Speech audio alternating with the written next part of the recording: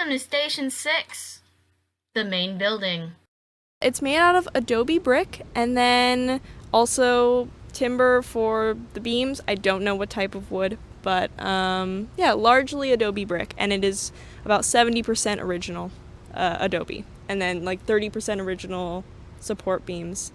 The rest has been replaced for modern day safety reasons. Okay, people usually did not live in the fort. They tended to live outside the fort. The fort was more of a hub for business than a place of living. If you're talking about the central building, that people did live in after the fort was taken down and used for supplies, around 1849 when the gold rush was happening. So there's no people living in the walls. The walls don't exist anymore. And in the actual fort, one of the families that lived there was the McClellans.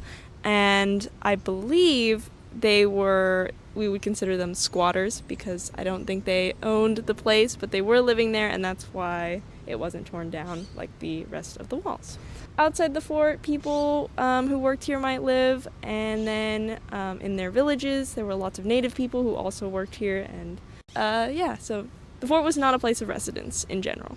Who built the fort? While John Sutter was the one who commissioned the fort and was the one who wanted it here, it was mostly native labor from the nearby tribes, the Miwok, Nisenan, who were building the fort. There is a cooper shop here, so they made barrels there. A woodworking shop, a blanket factory, and so the blanket factory obviously is making blankets. That is made of the wool, probably from the sheep they had. They had a lot of cattle, sheep, horses, all in a corral outside. I don't know if they were all in the corral, but there was a corral outside of the fort. And so wool for blankets, they made wheat, and so there is a replica grist mill over there for grinding wheat and making it into flour. So that was something that was made here. Wine was made here. However, the grapes, they tried to pluck them before they were ripe, and so they were sour. The wine, not very good. There was an office for him. There was an office for his clerk. There's a doctor's office in there. I don't know if that's just a replica or if that is like where it would have been.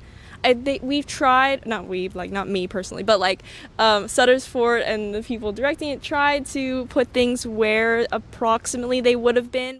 Last stop, Station 7.